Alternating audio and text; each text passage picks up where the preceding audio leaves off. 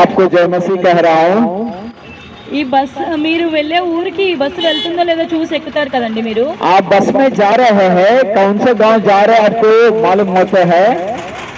అదే ఒకవేళ మీ ఇంటికి మీ ఊరికి వెళ్ళని బస్సు మీరు ఎక్కరు కదా। जहाँ आपका गांव नहीं जाता है आप बस में नहीं चढ़ेगा। అలానే మనకి ఒక ఊరు ఉందండి, మన ఆత్మకి ఒక ఊరు ఉంది। हमारा आत्मा के लिए एक गांव है, एक जगह है, అదే పరలోకం అండి। उसको स्वर्गराज बोलते हैं। మనము అక్కడి నుంచి వచ్చాము, మళ్ళీ అక్కడికే వెళ్ళాలి। हम उधर से आया है, उधर ही जाना है। మనం ఏ బస్సు పడితే ఆ బస్సు ఎక్కితే మనం ఇంటికి వెళ్ళలేం కదా। जो बस मिलेगा उस बस में हम नहीं चढ़ते हैं। అలానే మనము ఎవరిని నమ్మితే అలాగ మనం వెళ్ళలేము, ఏది పడితే అది నమ్మితే మనము మన ఇంటికి వెళ్ళలేము। ఆత్మ जो कोई सुनते हैं उसके अनुसार हम नहीं जाते हैं। మేమేం చెప్తున్నామంటే యేసయ్యని నమ్మితేనే మనం పరలోక రాజ్యానికి వెళ్తాము। मैं क्या कह रहा हूँ, अगर हम यीशु मसीह पर विश्वास करें तो अनंत जीवन मिलेगा, मोक्ष मिलेगा। అందుకే యేసయ్యని నమ్మండి, इसलिए यीशु मसीह पर विश्वास करो, అప్పుడు మీరు పరలోక రాజ్యం పొందుతారు। ताकि आप स्वर्गराज पहुंच सकते हैं। మీరు యేసయ్యని నమ్మినట్లయితే अगर यीशु मसीह पर विश्वास करे तो పాపం అనేది చేయరండి। पाप नहीं करेगा।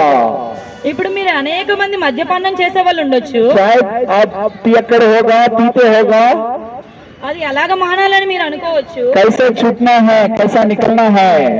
ఎన్ని ప్రయత్నాలు చేసినా మీరు మానలేకపోవచ్చు। कुछ भी करे, कितनी प्रयत्न करे, उसको नहीं छोड़ सकते, उससे ఉంటుందండి। अगर इस तरह मर जाए तो वो आग होता है, वो बुझते नहीं है।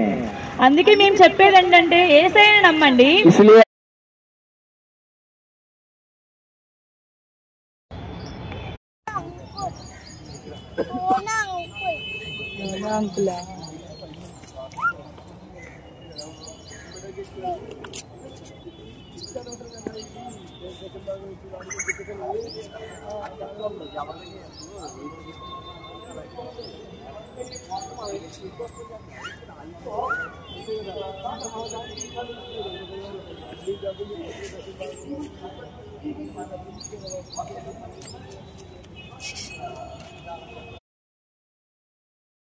జీవిస్తున్నాము, but one day we have to leave this world.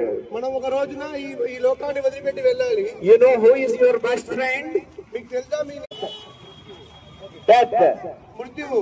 Whether you like it or not, your friend will come one day as a death.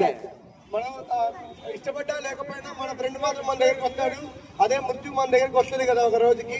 Don't worry about death. కానీ మృత్యు గురించి భయపడమాకండి, Let it come anytime. అది ఎప్పుడైనా మృత్యు ఎప్పుడైనా రానివ్వండి। But we have